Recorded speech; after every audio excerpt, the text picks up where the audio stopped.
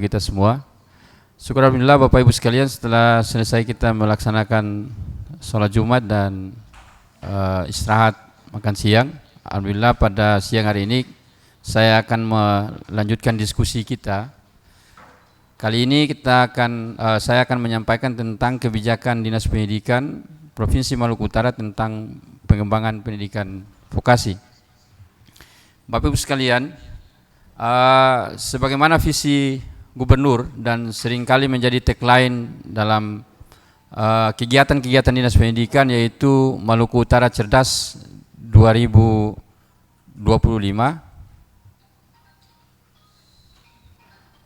Maka sebenarnya rencana pembangunan jangka menengah daerah atau RPJMD Provinsi Maluku Utara tahun 2020-2024 itu untuk tahun 2020 arah kebijakannya pada memantapkan landasan pertumbuhan berkualitas dan pengembangan daya saing. Kemudian tahun 2021 mengakselerasi infrastruktur dan daya saing sumber daya manusia untuk memacu produktivitas. Kemudian tahun 2022 meningkatkan pemerataan dan daya saing wilayah untuk pertumbuhan berkualitas. Tahun 2023 arah kebijakan pemerintah provinsi adalah mengakselerasi transformasi struktural untuk kemandirian dan daya saing. Kemudian tahun 2024 mewujudkan penciptaan daya saing dan kesejahteraan secara berkelanjutan. Bapak-Ibu sekalian, dari RPJMD itu kemudian dikembangkan prioritas daerah Provinsi Maluku Utara tahun 2024.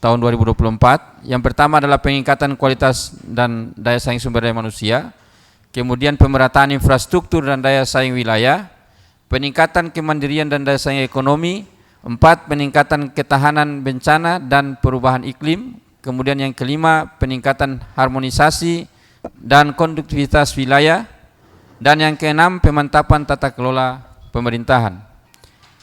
Kemudian untuk rencana pembangunan jangka menengah daerah Provinsi Maluku Utara bidang pendidikan itu dikonsentrasikan pada kurang lebih ada 5 aspek. Yang pertama adalah program pengelolaan pendidikan, kemudian yang kedua program pengembangan kurikulum, yang ketiga adalah program di bidang pengembangan pendidik dan tenaga kependidikan, kemudian yang keempat program pengendalian perizinan pendidikan. Jadi Bapak Ibu sekalian, tentang perizinan satuan pendidikan, pendirian satuan pendidikan itu sudah dialihkan. Kalau dulu pendirian izin operasionalnya ada pada Dinas Pendidikan, sekarang pendirian satuan pendidikan yang setingkat SMA atau SMK atau pembukaan jurusan baru pada SMK itu sudah melalui Dinas PTSP. Jadi pelayanan terpadu satu pintu.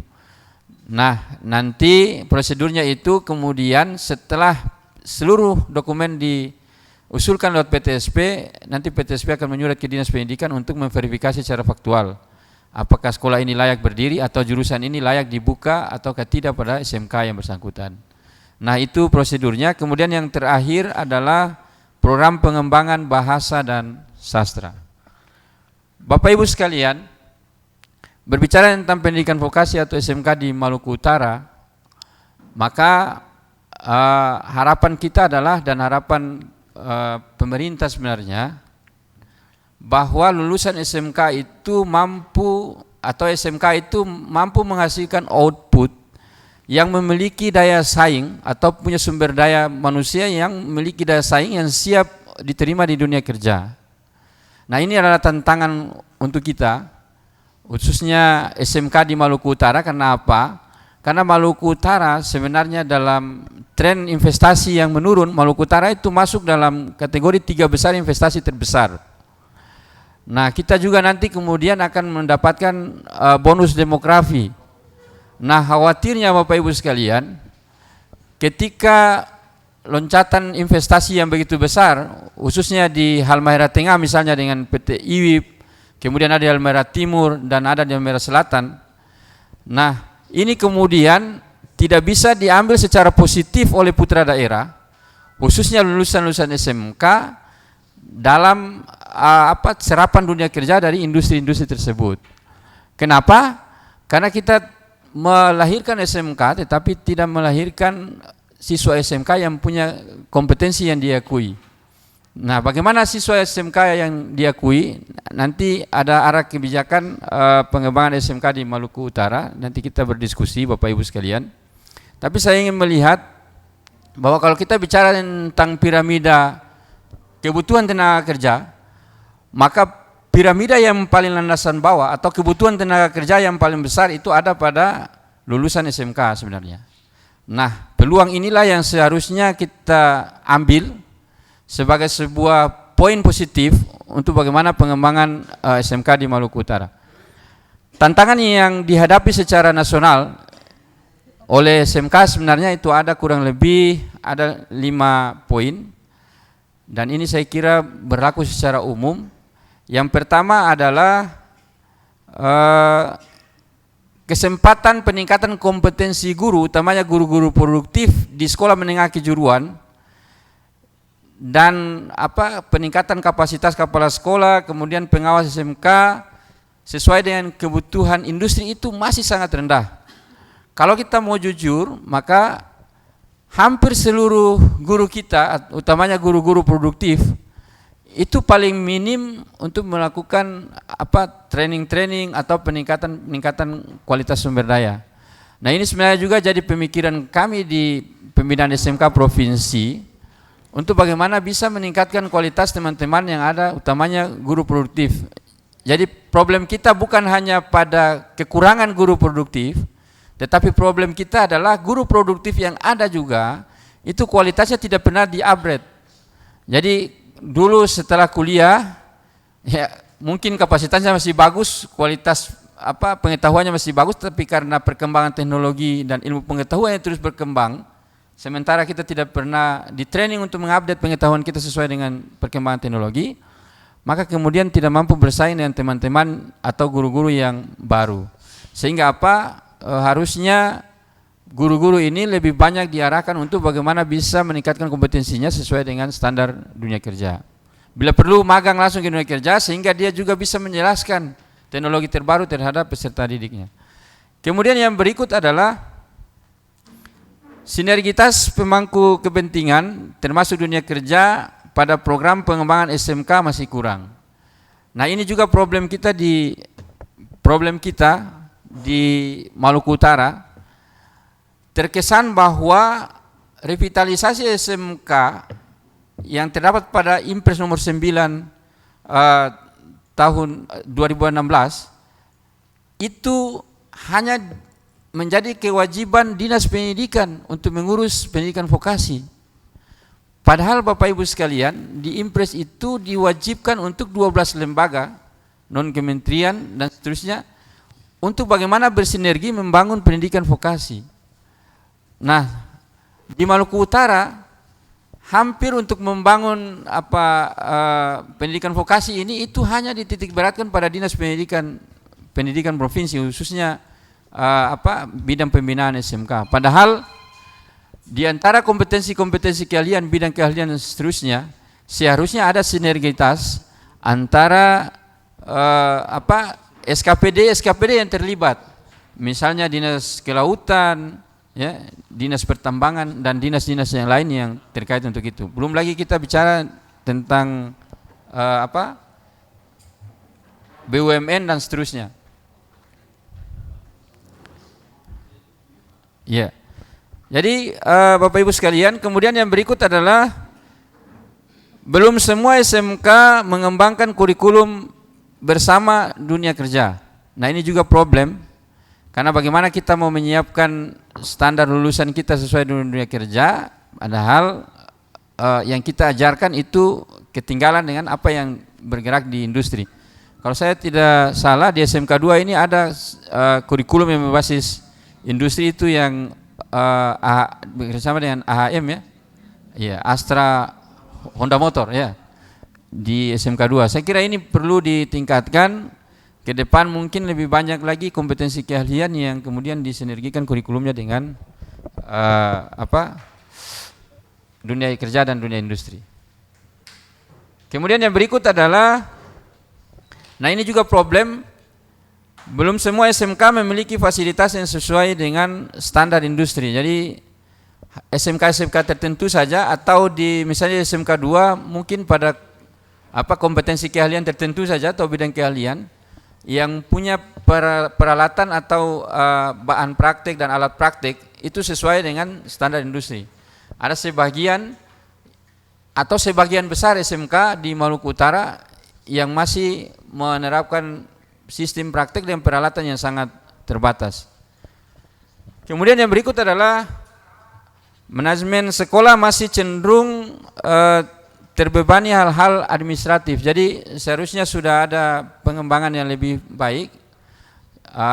Data administrasi siswa, data administrasi pegawai itu berbasis database, sehingga lebih mempermudah untuk pengurusan pangkat misalnya, atau membuat administrasi pembelajaran yang lain, sehingga para guru itu tidak dibebani untuk melakukan hal-hal yang bersifat administrasi yang secara manual.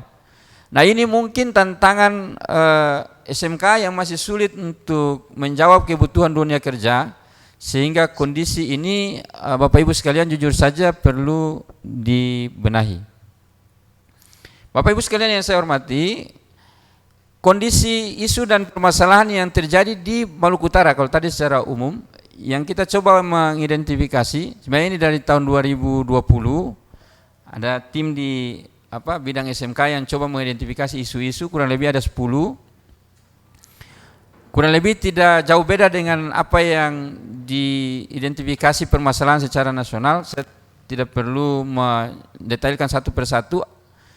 Artinya problem peningkatan kualitas guru itu termasuk di dalamnya sertifikasi guru, itu termasuk juga sertifikasi lulusan dan seterusnya, itu menjadi problem dasar yang berlaku secara nasional dan juga berlaku di Provinsi Maluku Utara. Kemudian yang berikut adalah ini. Setelah isu strategis, kita melihat potensi wilayah kita di 10 kabupaten kota yang coba dianalisa. Jadi potensi wilayah Maluku Utara di 10 kabupaten kota ini, salah satu faktor juga kenapa SMK di Maluku Utara sulit untuk berkembang, selain kita punya tenaga tadi yang masih kurang, salah satunya juga adalah pengembangan SMK dengan kompetensi atau bidang keahlian yang tidak disesuaikan dengan potensi wilayah.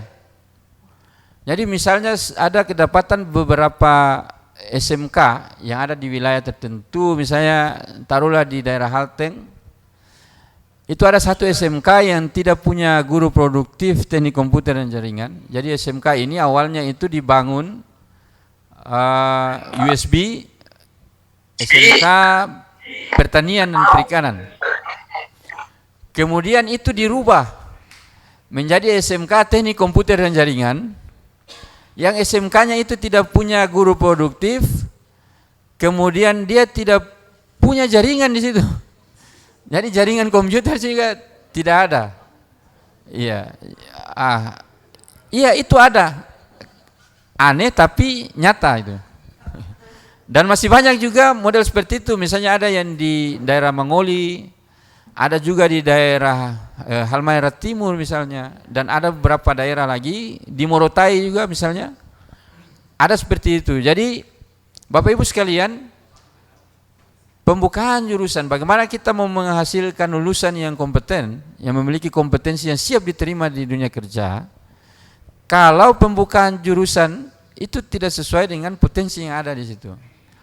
Nah, oleh karena itu sebenarnya potensi wilayah Maluku Utara itu terdiri dari beberapa sektor. Jadi potensi wilayahnya itu adalah sektor perikanan, pertanian, kehutanan, pertambangan, industri pengolahan, dan perdagangan menjadi sektor unggulan sebagian besar kabupaten kota di Provinsi Maluku Utara. Kalau kita mau perinci lebih kecil lagi, maka untuk kota Ternate itu sektor unggulannya adalah perdagangan jasa, pariwisata. Kemudian bidang keahlian yang harus dikembangkan di sini adalah industri kreatif dan pariwisata.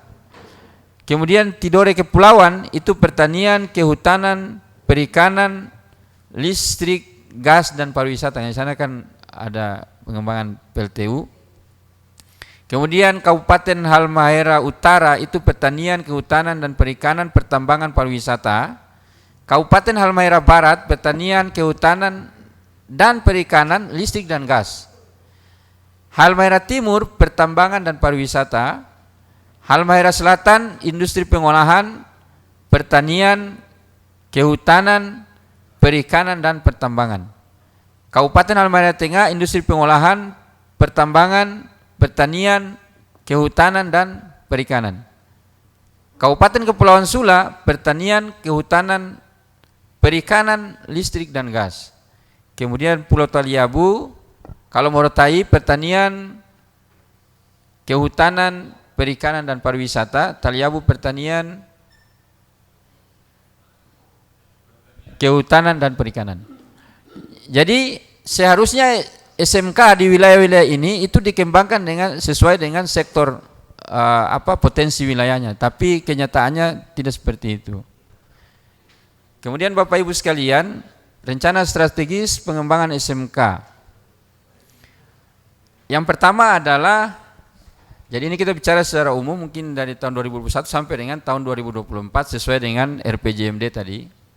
Yang pertama, pengumpulan dan penyeragaman database SMK di Provinsi Maluku Utara, baik fisik maupun non-fisik. Bapak Ibu sekalian, jadi kita punya problem dalam menentukan profil SMK yang betul-betul valid. Kalau kita berlandaskan pada database yang ada pada Dapodik, seringkali kita menghadirkan data yang tidak sesuai dengan realitas yang ada. Jadi contoh saya seperti ini. Ini kasus yang baru terjadi. Kalau dulu ujian nasional atau ujian itu data peserta ujian masuk ke BON. Jadi semua tercover. Nah, data dari pusat, kemudian kita sudah bisa tahu SMK 2 jumlah peserta ujiannya sekian. Kalau sekarang data peserta ujian itu kita ambil dari Dapodik. Kemudian nanti pada saat ujian kita minta dari sekolah untuk memberikan informasi tentang kelulusan siswa. Di situ baru kita bisa dapat real data siswa. Bapak Ibu sekalian, bulan Februari saya mencoba untuk menarik data dari Dapodik peserta ujian itu kurang lebih 5.900 sekian untuk 130-an lebih SMK. Di bulan April itu ditarik data oleh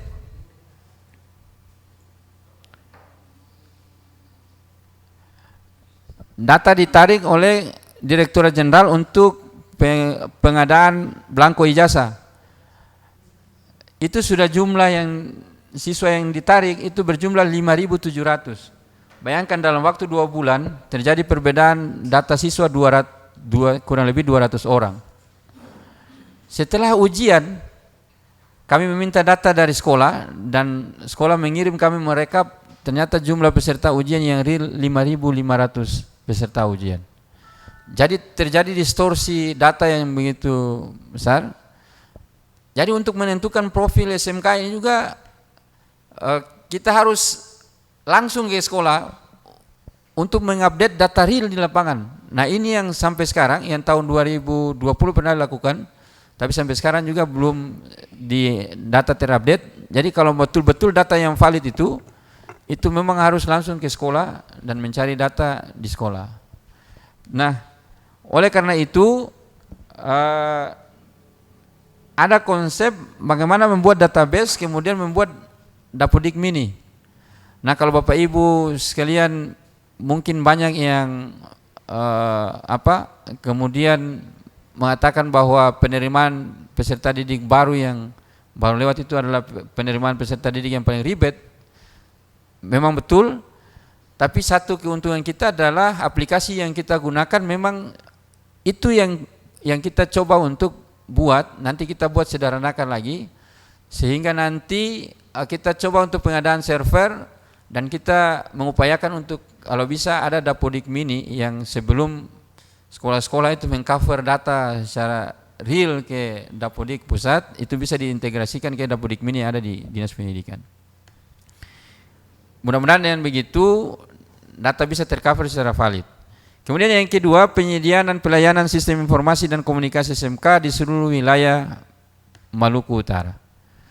Nah, yang sekarang kita terbentur untuk pelaksanaan asesmen nasional.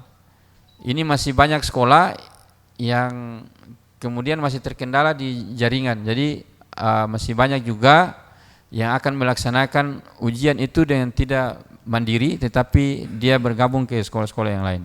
Kemudian yang ketiga, penyesuaian dan pemerataan pembukaan jurusan keahlian berdasarkan potensi dan rencana strategis pengembangan wilayah kabupaten kota. Bapak Ibu sekalian, dari jumlah kompetensi keahlian dan program keahlian, nanti sebentar kita coba untuk buka datanya. Nah, ada 3 sebenarnya program yang diambil oleh Dinas Pendidikan kemudian masih dalam analisa, yaitu mengklasifikasi SMK pada 3 kategori. Yang pertama adalah SMK dengan keunggulan. SMK yang punya keunggulan itu diharapkan bisa memberikan imbas kepada SMK-SMK yang lain. Kemudian SMK yang kedua adalah SMK pengembangan, dan SMK yang ketiga adalah SMK pembinaan. Nah, SMK yang unggulan atau SMK yang memiliki keunggulan itu diharapkan bisa membina SMK yang berada pada posisi SMK pembinaan tadi. SMK pembinaan ini itu kita punya SMK, jumlah SMK-nya 145 Bapak Ibu sekalian di 10 kabupaten kota. Jumlah SMK yang memiliki siswa di bawah 50 orang itu hampir sekitar 60 SMK. Ya. Jadi 145, ya, bahkan ada SMK yang punya siswa cuma 20, kelas 1 sampai kelas 3 ya. Iya. Nah, yang rata-rata itu sebenarnya sekolah swasta. Jadi kalau menutupnya juga kan prosedurnya agak panjang. Kalau mau merger juga, karena yayasan ini memiliki visi yang berbeda, tidak mungkin juga di merger. Jadi salah satu solusinya itu adalah mengklasifikasi SMK tadi. Misalnya SMK 2 ini itu dikategorikan pada SMK keunggulan, maka SMK 2 diberikan berkewajiban untuk bagaimana membina beberapa SMK dalam kompetensi yang sama pada SMK yang level pembinaan tadi. Nah, mungkin itu salah satu terobosan yang saat ini mungkin masih dalam konsep, karena ya kita masih dibatasi dengan kondisi yang ada, sehingga seluruh program yang ada di SMK itu hampir seluruhnya tidak jalan. Kemudian yang berikut adalah peningkatan prasarana SMK dalam memenuhi standar mutu pendidikan baik nasional maupun internasional. Jadi kita jangan bicara dulu secara nasional, bicara alat praktik saja, itu lebih dari 50% SMK yang belum memenuhi standar itu. Kemudian yang kelima adalah peningkatan kualitas pendidikan dan pembelajaran dengan kurikulum yang relevan terhadap perkembangan daerah dan dunia kerja, dunia industri. Saya kira ini nanti yang masuk dalam prioritas itu. Kemudian yang keenam, pengembangan SMK sebagai bagian dari penggerak ekonomi kerakyatan, baik sekolah maupun peserta didik pada bidang atau kompetensi keahlian di masing-masing sektor. Kemudian yang ketujuh, kolaborasi peningkatan mutu pendidikan antara pemerintah, sekolah, industri, masyarakat, dan organisasi profesi. Yang kedelapan, peningkatan kualitas dan kuantitas pendidik dan tenaga kependidikan dengan mengikut sertakan dalam pelatihan atau workshop skala nasional dan internasional. Kemudian yang kesembilan, peningkatan kualitas lulusan SMK dengan melakukan sertifikasi kompetensi keahlian. Bapak Ibu sekalian, yang 10 adalah pengembangan SMK dengan mitra dunia usaha dan dunia industri dengan elaborasi pelatihan dan atau kerjasama profit ekonomi lainnya. Saya kira nanti SMK itu diarahkan, kalau SMK yang keunggulan tadi, keunggulannya bukan hanya dari sisi kurikulumnya, tapi dia menghasilkan produk yang bisa dijual di masyarakat atau bisa menghasilkan sesuatu yang punya daya saing dan daya jual.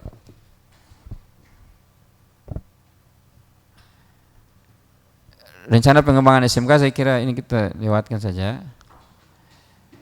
Ini Bapak Ibu sekalian profil kondisi SMK Provinsi Maluku Utara. Kita punya jumlah SMK yang ini yang terdata di Dapodik, ada lagi kurang lebih 2 atau 3 yang sekarang belum terdata. Mungkin tahun ini sudah terdata di Dapodik, tapi data ini kita ambil di bulan April, sehingga ada kurang lebih 2 sekolah katanya di PTSP yang sudah diverifikasi, yang belum keluar izinnya. Jadi kita ini sekarang 145, terdiri dari 83 SMK swasta, 62 SMK negeri, tertinggi ada di Halmahera Utara dengan total 39 sekolah, dan terendah ada di Kabupaten Taliabu dan Kota Tidore 7 SMK. Di Kota Ternate sendiri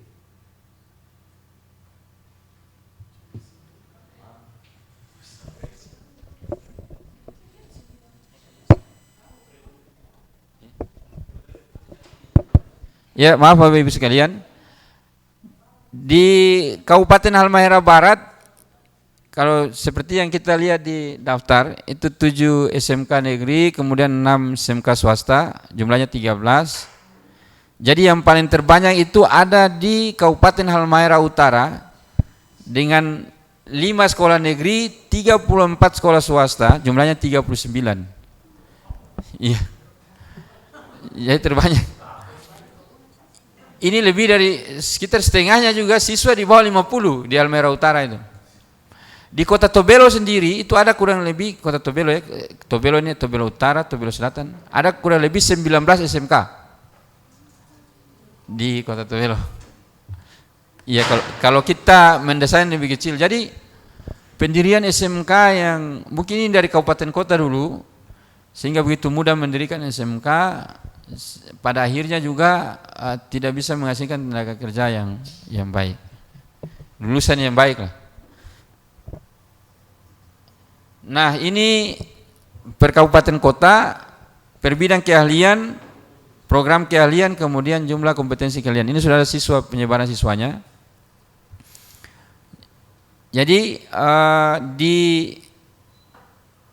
siswa yang terbanyak memang ada di Halmahera Utara dengan 39 SMK, jumlah siswanya itu 3.900. Tapi di Kota Ternate jumlah SMK 9, jumlah siswanya 3.500. Dan Bapak Ibu sekalian, kenapa kami sangat berharap banyak dengan SMK Negeri 2? Dari 3.500 itu kurang lebih 1.400 ya, 1.400 itu ada di SMK 2. Artinya apa? SMK 2 setiap tahun menghasilkan siswa SMK lebih 400.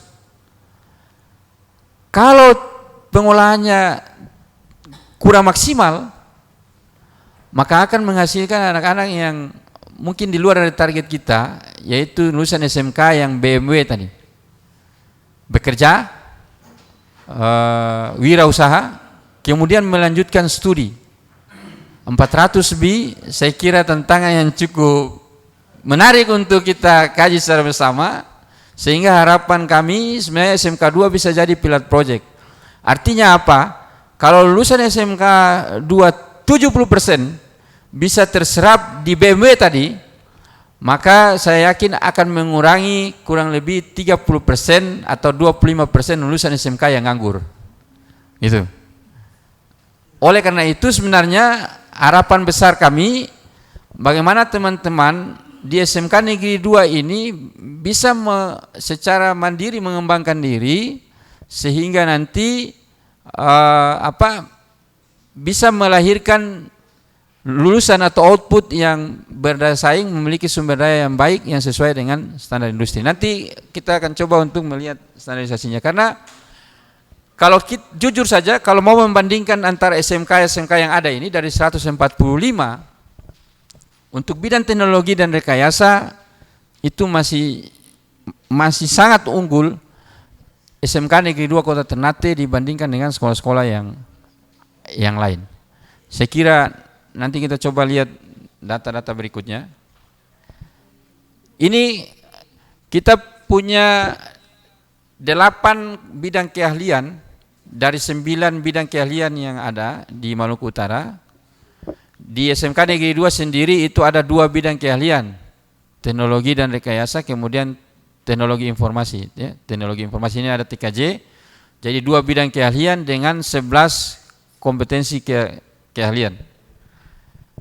Nah, secara keseluruhan kita punya Jadi dari 149 kompetensi keahlian, itu di Maluku Utara sendiri itu terdapat kurang lebih 48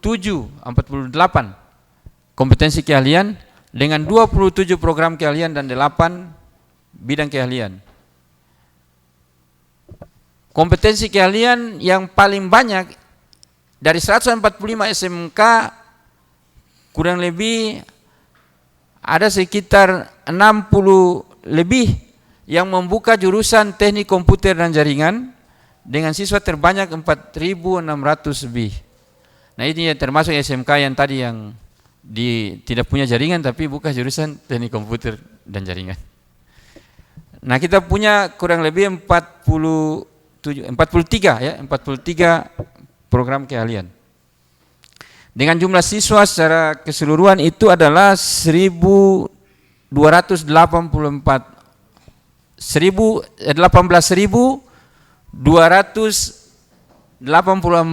siswa secara keseluruhan dengan 43 kompetensi keahlian. Artinya apa? Dalam 1 tahun SMK mengeluarkan lulusan rata-rata 6.000 orang. Iya. Jadi bisa membayangkan 6.000 orang itu 400 lebih ada di SMK 2. Yang paling banyak lulusan yang paling banyak ada di SMK 2. Iya.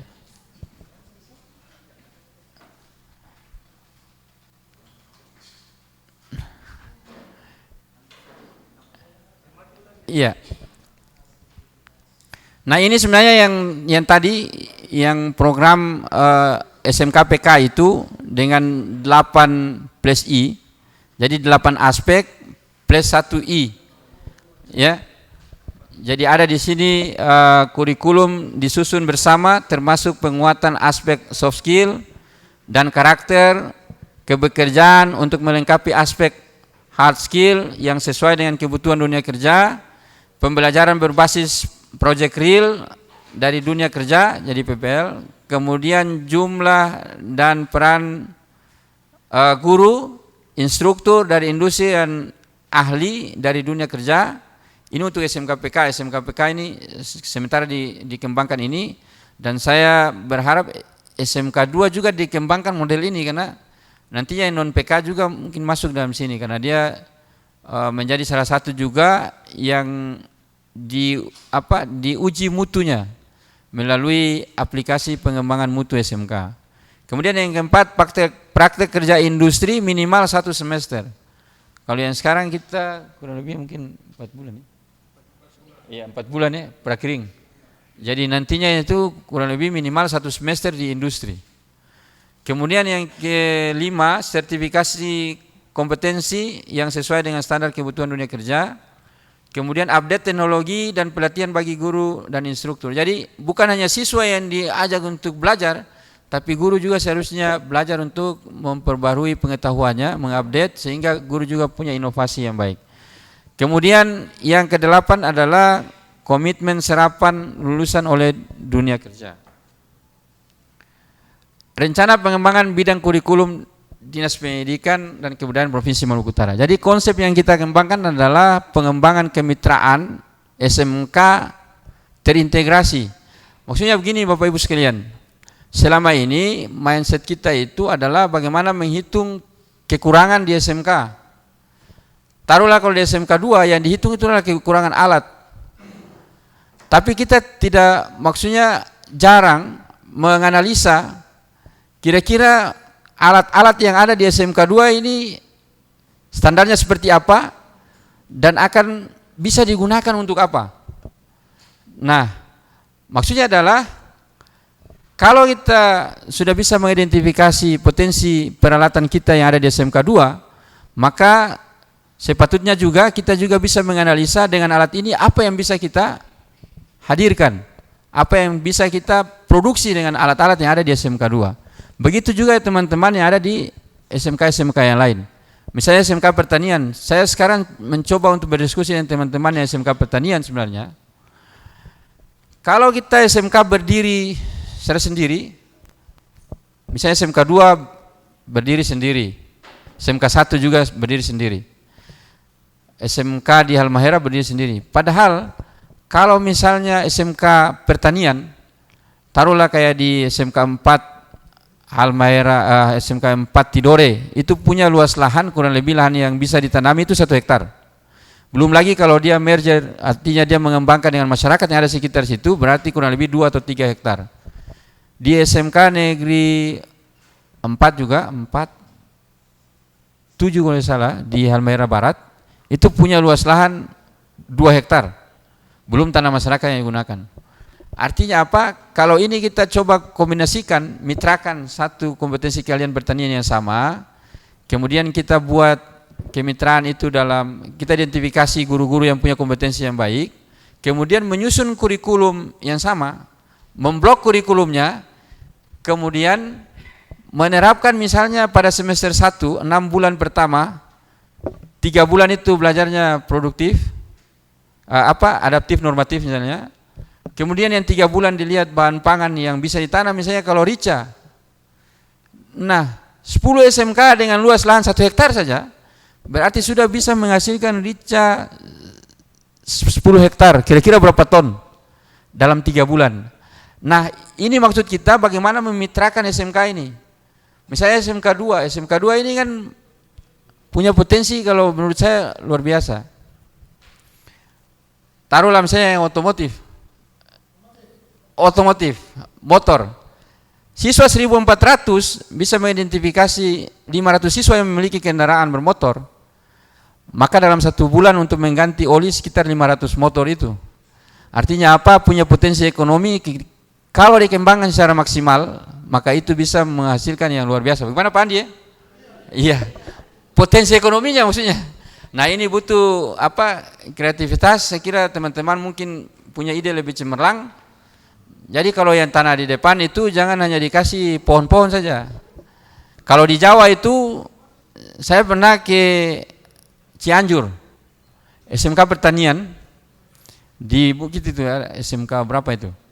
Nah, waktu yang masih ini model invest itu, invest ya. SMK 2 dulu kan, SMK pembangunan itu anak binaannya SMK 2 kan? Iya, aliansi. Jadi waktu itu kita pernah ke Cianjur. Nah, di Cianjur itu ada satu sekolah pertanian yang dia buka juga jurusan pariwisata. Jadi dia lakukan agrowisata. Di depan sekolah itu hampir semua kayak ruko-ruko kecil. Nah, di situ dia taruh sayur hasil produksi itu. Kemudian sebagian dia bangun hotel. Jadi orang kan datang agrowisata nginap di situ, kemudian barang di situ. Jadi dia bekerja sama juga dengan Bob Sadino waktu itu. Jadi paprika yang ditanam itu sesuai dengan standar yang dibutuhkan di mallnya Bob Sadino yang ada di Kemang. Nah, inovasi-inovasi seperti ini sebenarnya harus dipikirkan, dan itu tidak bisa dibangun secara sendiri. Harus ada kemitraan SMK ini. Taruhlah SMK 1 punya jurusan bisnis daring ya, penjualan itu. SMK 3 punya peralatan yang luar biasa. Nah, peralatan yang buat roti itu saya sudah lihat. Itu sana roti model apa saja. Dan gurunya punya kompetensi yang luar biasa, rotinya enak. Tapi karena dia duduk di pinggir bandara, ya, akhirnya yang kenal itu cuma orang di sekitar bandara. Tapi kalau ini dipromosikan secara daring oleh anak-anak penjualan di SMK 1, showroomnya ada di SMK 1, rotinya dibuat di SMK 3, maka ini akan menghasilkan potensi ekonomi yang luar biasa. Saya kira itu maksudnya antara pemikiran yang mungkin sederhana, tapi mudah-mudahan saya bercita-cita seperti itu. Jadi tujuan saya juga sebenarnya kalau ada pilihan, saya lebih nyaman menjadi guru, karena di guru ini saya bisa berinovasi ketimbang saya harus masuk ke struktural. Tapi karena memang ada sebuah harapan yang mungkin bisa dipadukan tadi dengan konsep kemitraan terintegrasi, pengembangan kemitraan SMK terintegrasi tadi. Nah, kalau kita sudah bisa mengintegrasikan kita secara internal, maka kita akan mudah untuk kita membangun kemitraan secara internal, maka kita akan mudah untuk mengintegrasikan kita dengan perusahaan-perusahaan yang ada. Problem SMK kita adalah kita tidak mampu membangun kemitraan antara kita. Saya kira di SMK 2 saja dengan 11 jurusan ini kira-kira sudah terbangun kemitraan belum? Pak Andi. Iya, mungkin beberapa ya. Iya, mungkin beberapa ya. Iya, jurusan. Tapi kalau ini bisa dipadukan, bangun sebuah kemitraan, maka itu akan menjadi sebuah kekuatan yang luar biasa. Itu juga akan bisa mengimbas ke SMK-SMK yang lain. Nah, pengembangan kemitraan ini kita fokuskan pada kurang lebih 5. Kalau nanti teman-teman punya masukan, nanti kita diskusi juga. Yang pertama, standarisasi dokumen kurikulum dan pengembangan kurikulum berbasis industri. Bapak Ibu sekalian, kita punya 145 SMK, tapi rata-rata kita tidak punya standar dokumen yang sama. Dan sebenarnya guru juga, karena kita punya disparitas kemampuan guru yang berbeda, kemudian kita punya kekurangan guru juga, penyebaran guru juga yang tidak merata, maka standarisasi dokumen ini penting. Oleh karena itu, harapan kami sebenarnya di MGMP sama MKKS, kalau kita bicara tentang dokumen kurikulum tingkat satuan pendidikan, maka yang harus digabungkan itu adalah MKKS-nya, kepala sekolahnya yang bergerak. Tapi kalau kita bicara tentang dokumen pembelajaran, perangkat pembelajaran, maka yang harus digerakkan lebih baik itu adalah MGMP-nya. Kebetulan di SMK 2 ini harapan besar kami itu teman-teman bisa membuat dokumen sebaik mungkin sehingga itu bisa menjadi contoh bagi teman-teman yang lain. Karena apa Bapak Ibu sekalian? Taruhlah seperti ini, harapan kita begini. Misalnya jurusan desain pemodelan dan informasi bangunan di SMK Negeri 2. Ada beberapa sekolah yang punya jurusan yang sama, tapi kalau kita mau jujur, kualitas gurunya kan berbeda-beda. Dan kalau kita mau telah lebih jauh lagi, maka kualitas yang agak lebih baik itu ada di SMK Negeri 2 Kota Ternate. Harapan kami adalah, ini juga pernah saya tawarkan, cuma itu diputuskan, standarisasi dokumen ini, maksud saya menghimpun guru-guru yang punya potensi baik dalam kompetensi-kompetensi keahlian, kemudian dia menyusun perangkat pembelajaran, dia menyusun bahan ajar, kemudian dia menjadi guru mentor. Jadi dia nanti membuat kelas sama dengan ide yang kita bangun, kelas virtual itu. Nah, gurunya tetap ada di Ternate, bahan ajarnya bisa sampai di Sanana. Kalau guru di Sanana kurang paham, maka dia bisa bertanya secara virtual dengan teman-teman yang ada di Ternate. Jadi kelas virtual itu yang kita kembangkan sehingga apa? Disparitas kompetensi guru tadi itu bisa sedikit demi sedikit didekatkan, jadi tidak terlalu jauh jarak kemampuan kompetensinya.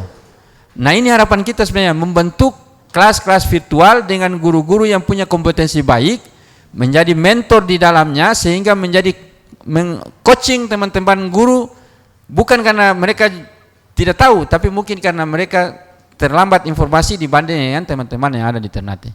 Misalnya kayak Pak Andi, kalau pendingin mungkin cuma SMK 2 saya. Oh, berarti kerja sendiri sudah begitu.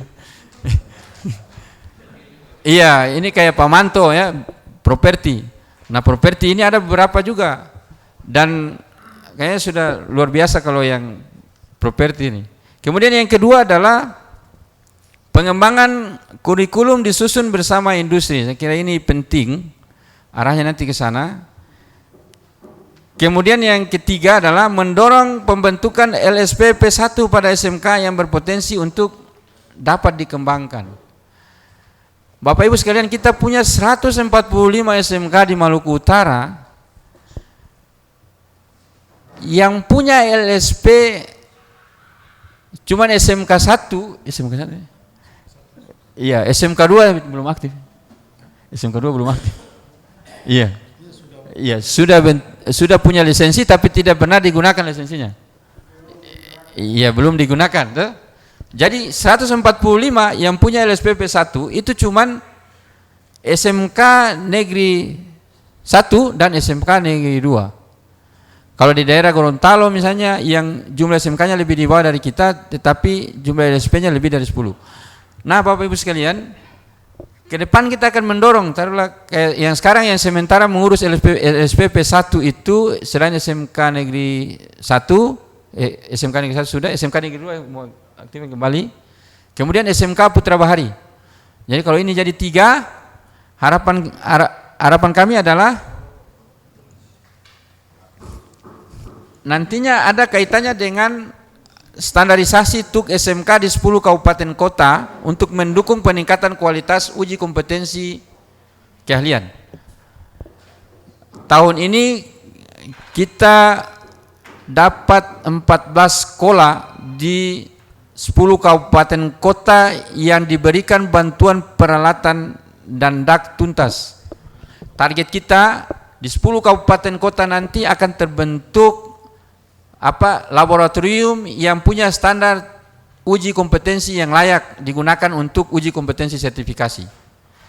Kalau misalnya SMK 2 Ternate ini sudah terbentuk LSP-nya, maka harapan kami adalah asesor dan LSPP 1 SMK Negeri 2 ini akan digunakan untuk menguji siswa-siswi di 10 titik kabupaten kota yang tempat uji kompetensinya layak. LSP-nya gunakan SMK Negeri 2, asesornya nanti dari SMK Negeri 2 yang datang, misalnya ke Tobelo, SMK mana yang ditunjuk.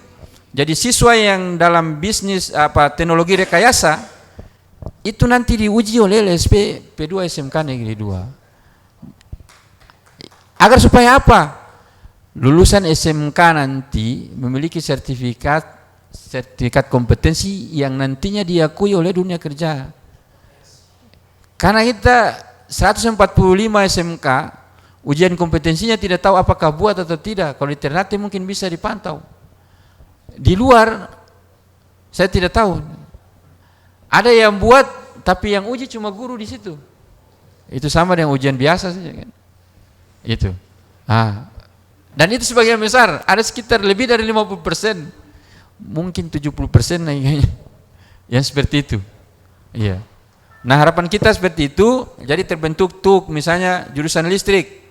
Kayak di Tabadamai kan sudah siap. Kalau di sana tidak punya LSP, maka dia menggunakan LSP SMK Negeri 2. Kemudian asesornya kalau di sana ada, berarti di sini juga satu di sana, di-share, kemudian dilaksanakan. Jadi daerah di sekitar Tidore dan seterusnya ditaruh di Tabadamai untuk jurusan listrik untuk uji kompetensi di situ.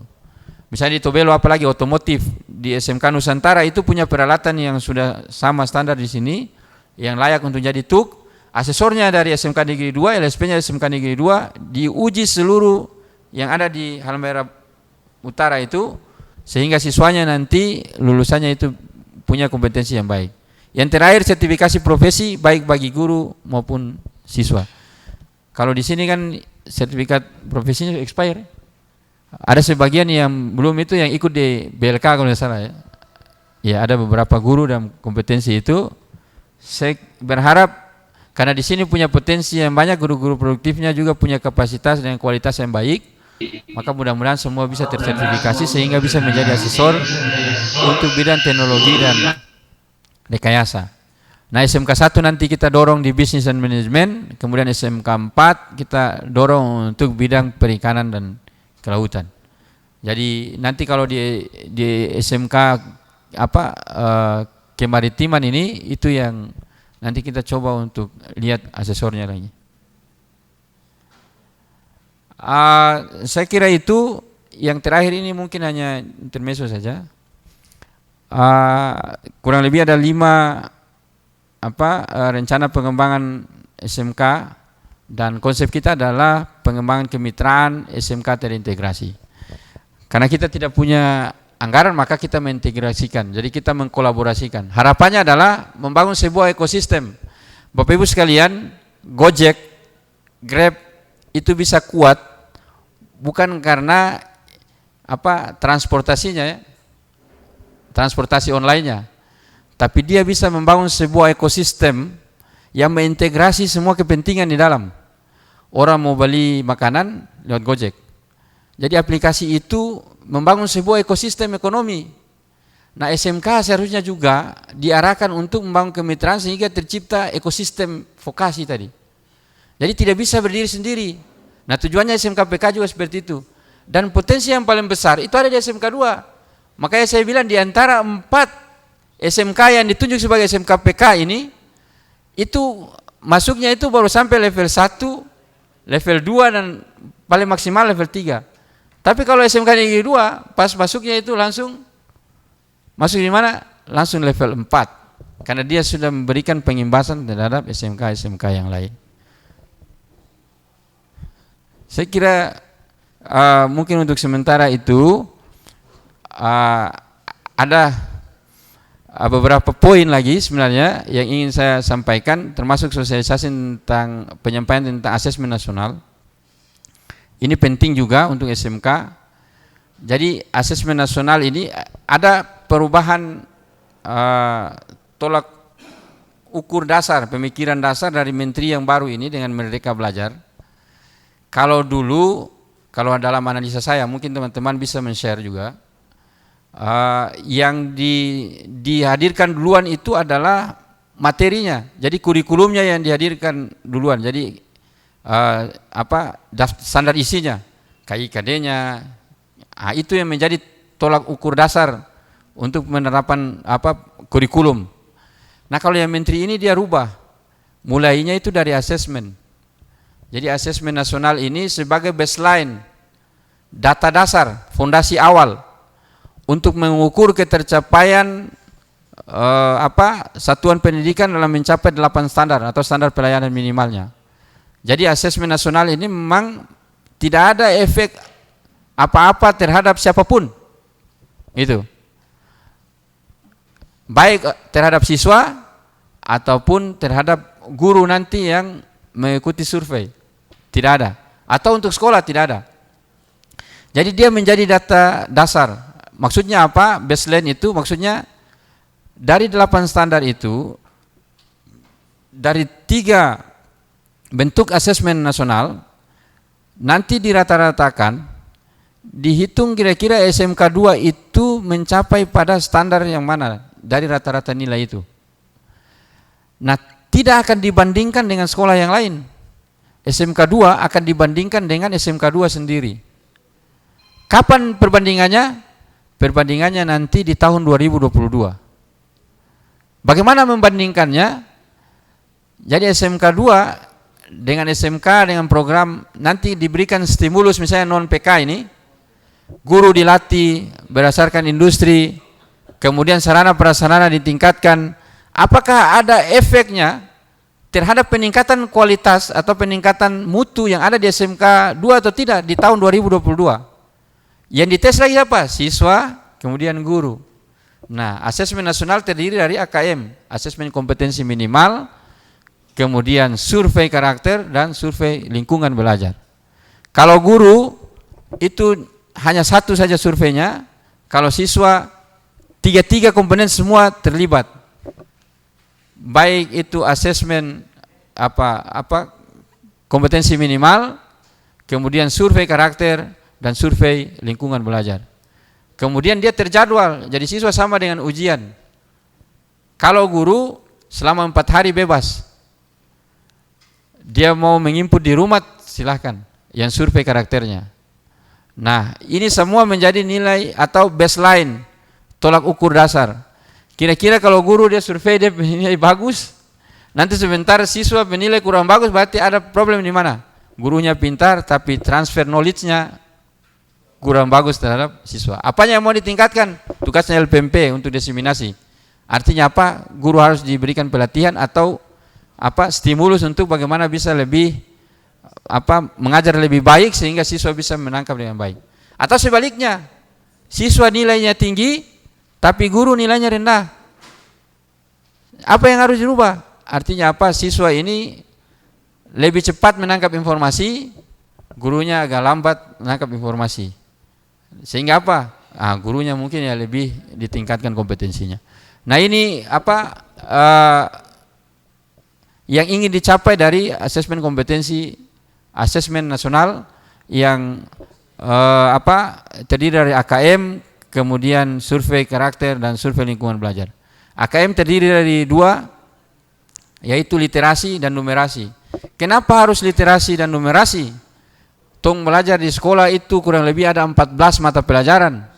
Kenapa cuma diujiankan itu dia matematika dengan bahasa Indonesia dan bahasa Inggris? Karena memang siswa harus diarahkan pada kompetensi yang bisa bersaing dalam lingkungan apapun.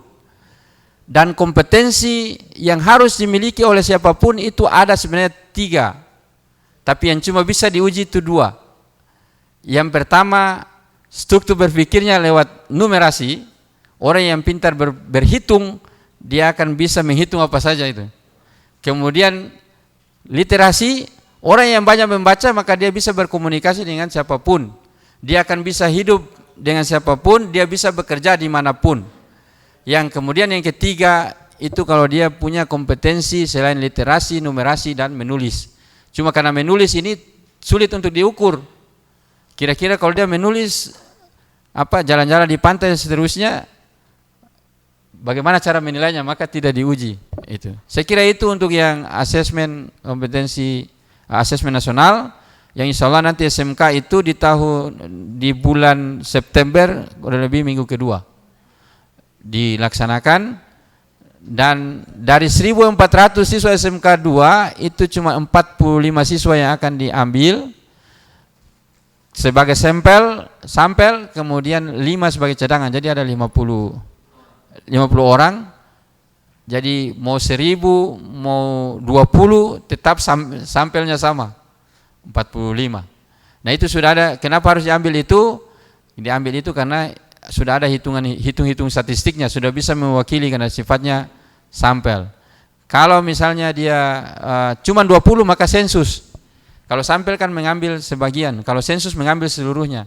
Kalau dia 40, sensus ambil 40 secara keseluruhan siswa untuk mengikuti asesmen kompetensi asesmen nasional.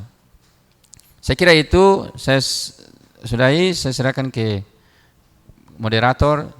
Mohon maaf apabila ada yang salah dari ucapan saya. Terima kasih, yang benarnya dari Allah, yang kurang datang dari pribadi saya sendiri. Saya serahkan ke Pak Moderator. Assalamualaikum warahmatullahi wabarakatuh.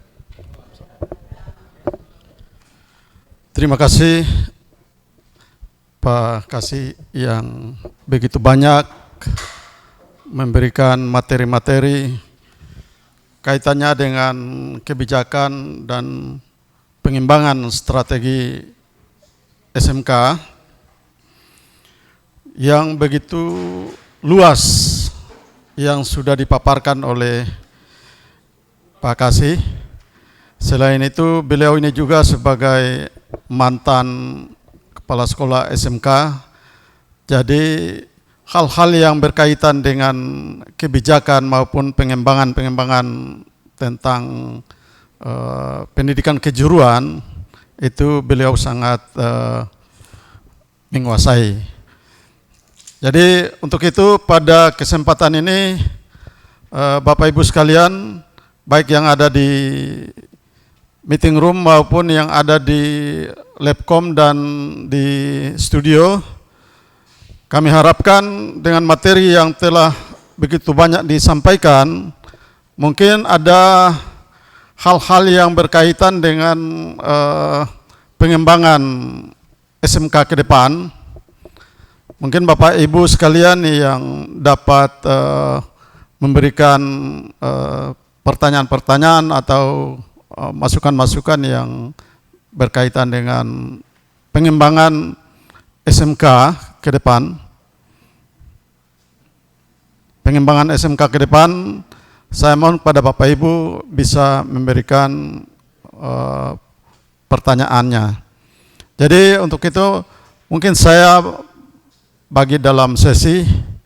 Untuk sesi pertama ini kami memberikan kesempatan pada peserta yang ada di meeting room. Untuk sesi pertama, saya persilakan Bapak Ibu yang ada di meeting room kaitan dengan apa yang telah disampaikan oleh pemateri tadi. Untuk itu saya kasih kesempatan. Waalaikumsalam warahmatullahi wabarakatuh.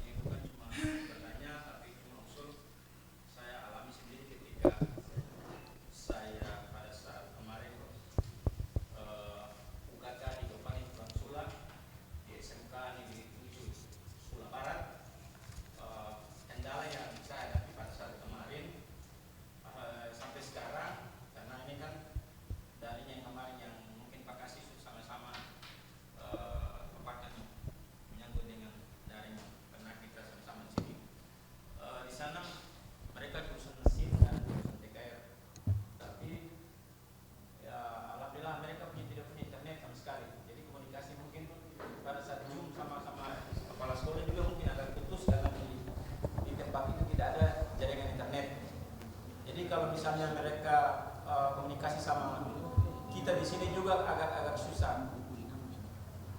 Saya kebetulan masuk dalam bengkel juga, mereka punya perlengkapan yang begitu luar biasa, cukup memadai, cuma mungkin karena guru juga yang sangat kurang. Siswa juga lumayan Pak.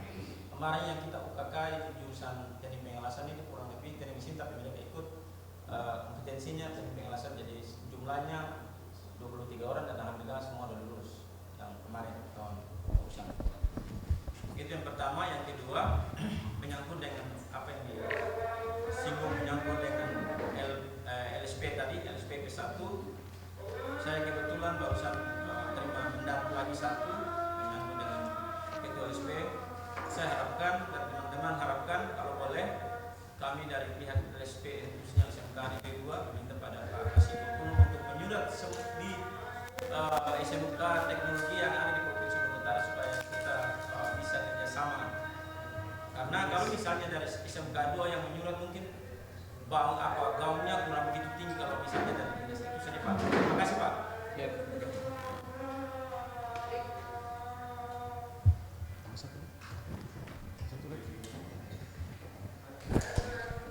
Oke, paus langsung.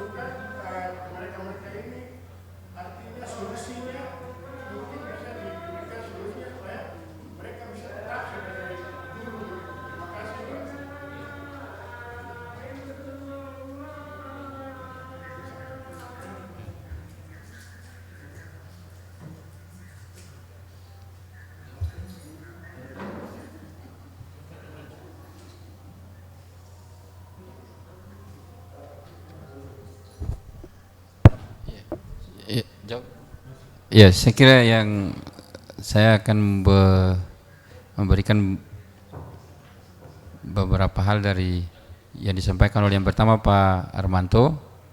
Ya, saya kira seperti itu. Maksudnya dari beberapa SMK sebenarnya yang ada di kabupaten kota itu memiliki peralatan yang luar biasa bagusnya.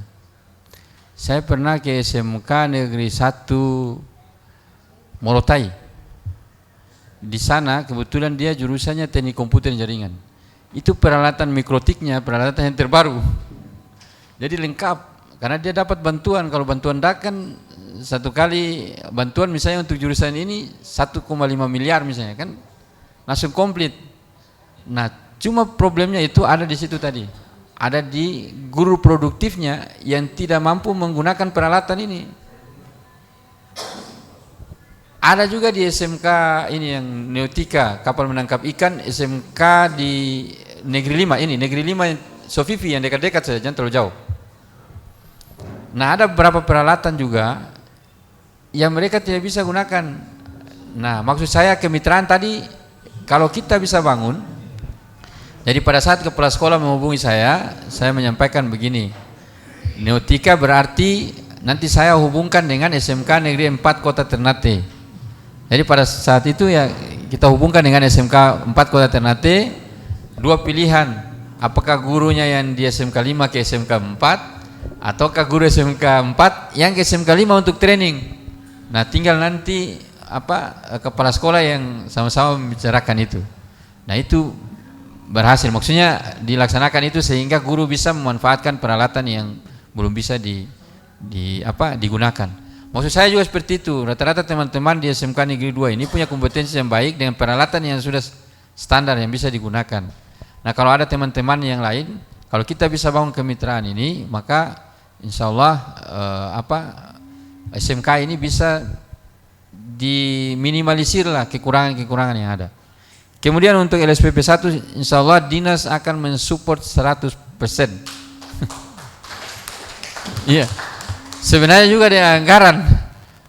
Jadi sebenarnya kita sudah susun RKA tentang kita dorong itu minimal 3 LSP sebenarnya. 3 LSP, kemudian ada asesor. Tapi semuanya tidak diakomodir. Sebenarnya itu yang untuk ini. Tapi tidak apa-apa, kita coba untuk ini. Mudah-mudahan ada langkah lain. Kalau misalnya kayak kita bisa kerjasama dengan BLK, maka kita akan gunakan BLK untuk sertifikat asesornya. Kemudian untuk yang guru keahlian ini yang ditanyakan oleh Pak Usman, ini memang problem juga karena undang-undang guru dan dosen mengisyaratkan bahwa guru harusnya S1. Dan ini sudah diberikan kesempatan yang cukup lama, saya kira dari tahun 2008 menurut saya. 2008-2007 itu undang-undang guru dan dosen. 2005 ya? Iya, 2005. Iya, sampai saat ini saya kira kalau ini sudah ranahnya Kementerian dan BKN, tinggal sekolah memanfaatkan saja. Andai kata kekurangan, maka tenaga-tenaga ini juga bisa dimanfaatkan sebagai guru. Kan kalau dari industri juga bisa masuk dipanggil sebagai guru, berarti yang sini juga. Cuman itu karena mereka tidak bisa mendapatkan tunjangan. Saya kira itu mungkin sementara dari saya. Assalamualaikum warahmatullahi wabarakatuh.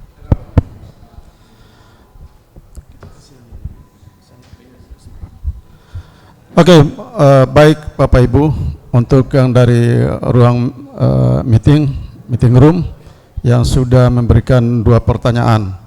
Untuk itu kami memberikan kesempatan pada Bapak Ibu yang ada di Labcom di TKJ maupun yang ada di studio. Kalau ada yang mau tanyakan kaitannya dengan materi yang telah disampaikan oleh pemateri tadi, kesempatan ini kami berikan.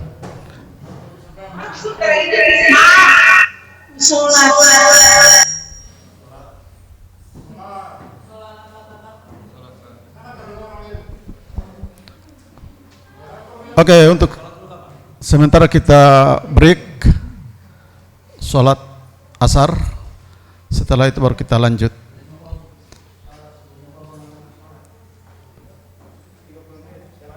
Ya, Bapak Ibu sekalian yang ada di ruang meeting maupun yang ada di Labcom dan di studio, acara kita lanjut kembali dengan sesi tanya jawab. Dan untuk sesi berikut ini kami memberikan kesempatan pada Bapak Ibu yang ada di Labcom maupun di studio. Untuk itu kami persilakan untuk memberikan pertanyaan. Bapak Ibu kalau memberikan pertanyaan tolong angkat tangannya. Silakan.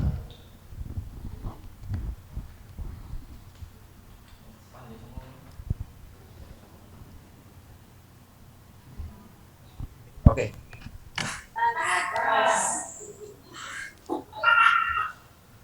Ayo silakan Bapak Ibu yang ada di Labcom maupun di studio. Kalau ada yang mau ditanyakan silakan. Sekarang sesi diskusi.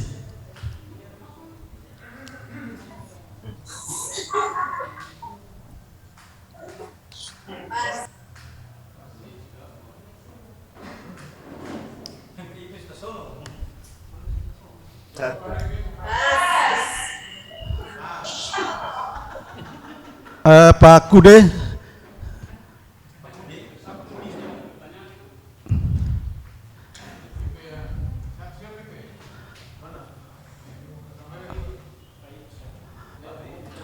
Pak Aji kalau yang mau silakan, ada yang mau tanyakan silakan.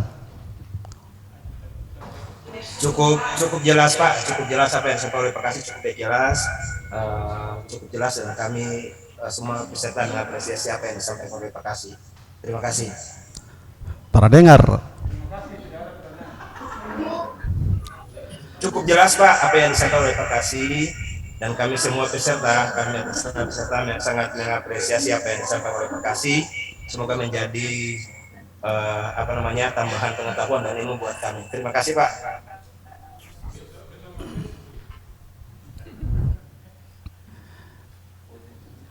Bapak Ibu yang di Labcom,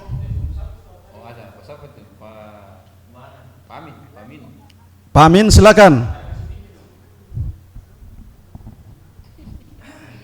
Assalamualaikum warahmatullahi wabarakatuh. Waalaikumsalam. Ya, pertanyaan saya bahwa kita sekarang masuk zona merah sehingga terganggu sistem pembelajaran. Nah, bagaimana sikap daripada Dikjar menghadapi sistem pandemi sekarang ini, mengingat kita ini sekolah kejuruan, maju kena, mundur juga kena. Jadi kita punya sekolah yang kadang-kadang takut untuk mengantarkan siswa, apalagi pada jam-jam praktek. Untuk itu kami minta pendapat dari Dikjar bagaimana supaya kita punya sekolah ini bisa, anak-anak kita bisa datang aman dan bisa mengikuti praktek dengan baik. Yang pertama. Yang kedua, tadi sudah dikatakan bahwa ada sekolah-sekolah yang sistem sekolah-sekolah yang guru produktifnya tidak ada. Jadi bagaimana kalau sekolah-sekolah itu dipending izin pendiriannya, supaya dana-dana yang masuk ke sekolah itu dipindahkan ke sekolah-sekolah yang sudah maksudnya yang sudah ada, yang mungkin tadi Bapak katakan berkualitas, sehingga tidak terjadi tumpang tindih. Dana masuk ke sekolah-sekolah tertentu, tapi sistem pembelajarannya tidak berjalan dengan baik. Nah, pertanyaan saya mungkin kebijakan dari Dikjar bagaimana? Nah, terima kasih. Terima kasih pertanyaan yang diberikan oleh Pak Amin. Untuk itu kepada Oke, kalau ada yang mau ditanyakan kami persilakan.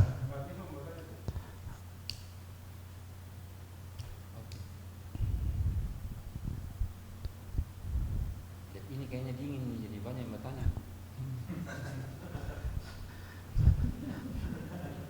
Ya, silakan Pak Dula.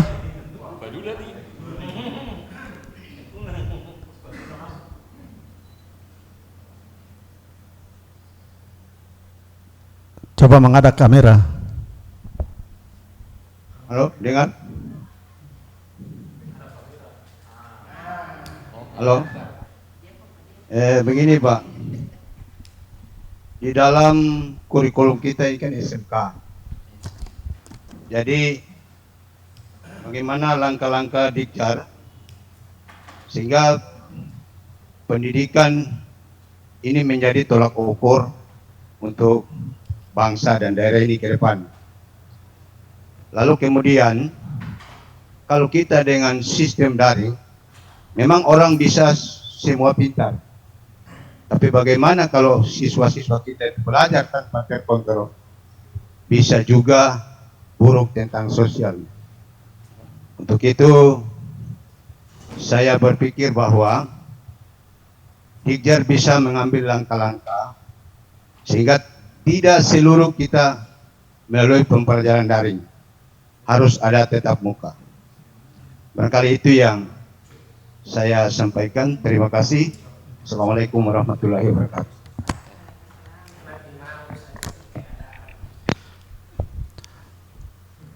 Oke, mungkin dari pemateri kami persilakan untuk memberikan tanggapannya. Ya, terima kasih Pak Moderator. Untuk pertanyaan dari Pak Amin, kebetulan kita di Maluku Utara untuk yang data terakhir ini ada kurang lebih 4 kabupaten kota yang masuk zona merah. Kota Ternate, Kota Tidore, Halmahera Barat, dan satunya lagi saya ini, yang selebihnya itu zona orange dan tidak ada yang zona kuning dari 10 kabupaten kota. Sebenarnya Dinas Pendidikan Provinsi sudah mengambil langkah dengan mengeluarkan surat edaran tentang pembelajaran tahun ajaran baru 2021-2022 di masa pandemi.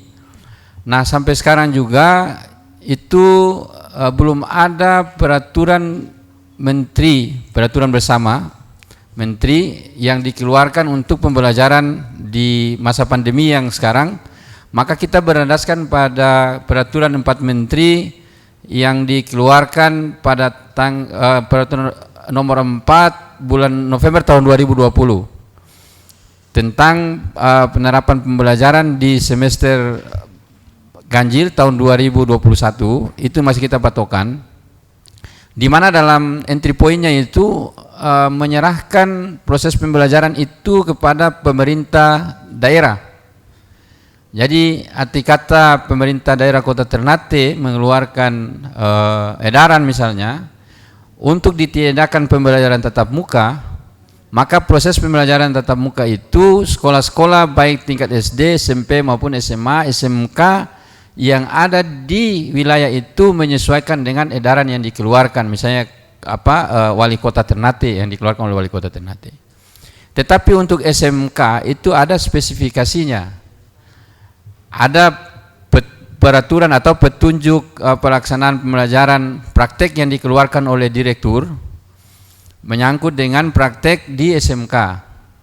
Nah, bisa saja kita menggunakan pola pembelajaran jarak jauh. Jadi jangan menganggap bahwa pembelajaran jarak jauh itu seluruhnya daring. Ada juga luring. Nah, tinggal diatur bagaimana sistematikanya. Yang pasti bahwa selalu memperhatikan protokol COVID. Nah, materi-materi yang bisa diajarkan secara daring itu dituntaskan secara daring. Filosofinya seperti ini sebenarnya pembelajaran di masa pandemi ini. Ada 3 tahapan. Yang pertama jangka pendek, jangka menengah, kemudian jangka panjang. Nah, yang jangka pendek ini sebenarnya pembelajarannya itu sangat ditentukan oleh inovasi dan kreativitas guru. Jadi karena sejauh mana guru tersebut mendesain model pembelajarannya pada masa pandemi ini, itu akan menentukan efektivitas pembelajaran terhadap siswa. Nah, oleh karena itu sebenarnya di edaran Dinas Pendidikan itu sendiri menyerahkan sepenuhnya langkah-langkah diambil oleh satuan pendidikan berdasarkan pada keputusan yang ada di daerah tersebut.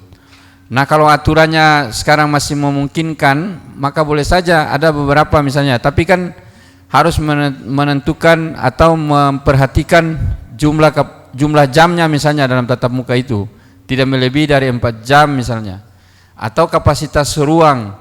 Nah, agar supaya kita semua terselamat misalnya dari aturan-aturan yang dikembangkan, diterapkan, maka saya sarankan yang digunakan adalah metode pembelajaran jarak jauh dengan sistem mungkin siswa berkelompok diarahkan ke sekolah. Jadi ada kalau misalnya materi yang daring, kemudian ada juga yang materinya dalam bentuk luring. Mungkin kelompok-kelompok siswa dibagi dengan kelompok yang tidak terlalu besar, asalkan memperhatikan protap, bisa datang ke sekolah untuk diberikan materi-materi yang seyogianya materi itu tidak bisa dijelaskan secara daring. Jadi kalau menurut saya inti efektif tidaknya pembelajaran di masa pandemi ini itu ada pada guru, sejauh mana guru mendesain LPD, LKPD ya, lembar kerja peserta didiknya, sehingga memang betul-betul memperhatikan kompetensi utama dari kompetensi-kompetensi yang diajarkan pada program keahlian tertentu. Saya kira itu intinya adalah diserahkan ke satuan pendidikan masing-masing untuk menganalisa sesuai dengan kondisi wilayahnya. Karena kalau saya ditanya ada ditelepon dari Halbar, misalnya di daerah tertentu, di daerah Sondo-Sondo dan sebagainya itu. Nah ini kan kondisinya berbeda juga dengan kondisi yang ada di Ternate. Maka kita akan memberikan alternatif mungkin solusi yang di luar itu. Misalnya silakan karena jumlah siswanya sedikit, silakan datang, tapi supaya terhindar dari penerapan aturan yang ada ya jangan menggunakan seragam, karena kalau kita tidak menggunakan seragam berarti bisa saja kita melakukan pembelajaran jarak jauh. Itu sekaligus menjawab pertanyaan dari Padula. Kemudian menyangkut dengan SMK ini yang jumlah siswanya juga dan guru tidak ada, jumlah siswa juga minim. Nah rata-rata itu adalah sekolah swasta. Kalau sekolah swasta membuka dan menutupnya itu ada aturannya sendiri, dikembalikan ke yayasan yang bersangkutan. Nah kita mencoba untuk melakukan identifikasi yang pasti bahwa ketika sekolah itu dia masuk pada klasifikasi pembinaan, maka dia akan diberikan waktu mungkin 2-3 tahun untuk mengembangkan diri. Dengan perjanjian apabila tidak mampu mengembangkan diri, maka dia siap untuk di-merger atau digabungkan dengan sekolah lain. Jadi kita memberikan kesempatan, jadi tidak langsung harus menutup sekolah tersebut. Karena itu juga kita punya problem hukum. Maka kita memberikan kesempatan alternatif mungkin 1 atau 2 tahun sembari jalan sekolah ini dibina oleh sekolah-sekolah yang berpotensi, yang punya potensi untuk bisa membina sekolah dalam kapasitas sebagai kategori sekolah pembinaan. Kemudian langkah-langkah yang dilakukan oleh Dinas Pendidikan dalam meningkatkan kualitas pendidikan. Saya kira dinas bagian dari kita semua adalah bagian dari dinas, dan mungkin secara regulator itu ada pada dinas, tapi untuk peningkatan mutunya itu jujur saja harus kita katakan bahwa itu ada pada tingkat satuan pendidikan, dan garda terdepannya itu ada pada guru, dan secara manajerial itu dipimpin oleh kepala sekolah dalam satuan pendidikan tersebut. Jadi mungkin itu jawaban yang bisa saya sampaikan. Untuk dinas kami sudah berupaya untuk melakukan beberapa terobosan, tetapi untuk saat ini mungkin mulai dari tahun 2000 itu sampai tahun 2021 program peningkatan mutu untuk SMK dan SMA itu hampir tidak ada sampai sekarang. Yang operasional di dinas juga itu sangat terbatas karena terjadi refocusing anggaran, kemudian prioritas pemerintah untuk hajatan nasional yaitu STQ. Mudah-mudahan tahun 2022 ada beberapa program yang bisa terrealisasi. Misalnya tadi standarisasi dokumen kurikulum, itu kalau terwujud berarti kita membentuk kelompok-kelompok atau komunitas guru tadi. Yang guru yang punya potensi bagus nanti kita giring untuk membentuk perangkat pembelajaran. Jadi nanti tidak semua guru akan membuat perangkat pembelajaran sampai dengan bahan ajarnya. Nanti satu guru saja yang punya kompetensi bagus, itu yang kita berikan stimulus untuk membuat dokumennya. Guru yang sisa nanti mendiskusikan, jadi dia mengcoaching, sistemnya coaching. Jadi mungkin mudah-mudahan ini bisa terwujud sehingga nanti pengetahuan guru itu bisa minimal kalau tidak sama ya mendekati lah seperti itu. Saya kira itu untuk 3 pertanyaan. Saya kembalikan ke moderator. Oke, terima kasih tanggapan yang disampaikan oleh pemateri. Jadi mungkin dari Pak Amin maupun Pak Dula yang ada di Labcom di sana sudah paham apa yang telah disampaikan oleh pemateri. Untuk itu pada kesempatan ini kita lihat karena waktu sudah jam 5.15, jadi mungkin untuk kegiatan kita pada hari ini kita akhiri. Jadi saya tidak perlu memberikan suatu kesimpulan, tetapi perlu Bapak Ibu ketahui bahwa apa yang telah disampaikan oleh pemateri tadi kaitannya dengan kebijakan pengembangan SMK di Provinsi Maluku Utara yang begitu luas dengan langkah-langkah strategi yang beliau sudah sampaikan tadi. Untuk itu mungkin kita sudah pahami bersama. Jadi pada kesempatan ini untuk mengakhiri kegiatan kita pada sore hari ini, saya tidak perlu lagi sampaikan simpulannya. Jadi saya ucapkan terima kasih banyak pada pemateri yang sudah memberikan kesempatan memberikan materi kepada kita. Untuk itu saya akhiri kegiatan kita pada hari ini, dan besok kita tetap sesuai dengan jadwal kegiatan kita, yaitu tetap masuk pada pukul 8, registrasi mulai pukul 8. Jadi saya mohon dengan hormat kepada Bapak Ibu sekalian supaya kita tetap taat aturan yang telah kami tetapkan. Demikian, billahi taufiq wal hidayah. Assalamualaikum warahmatullahi wabarakatuh.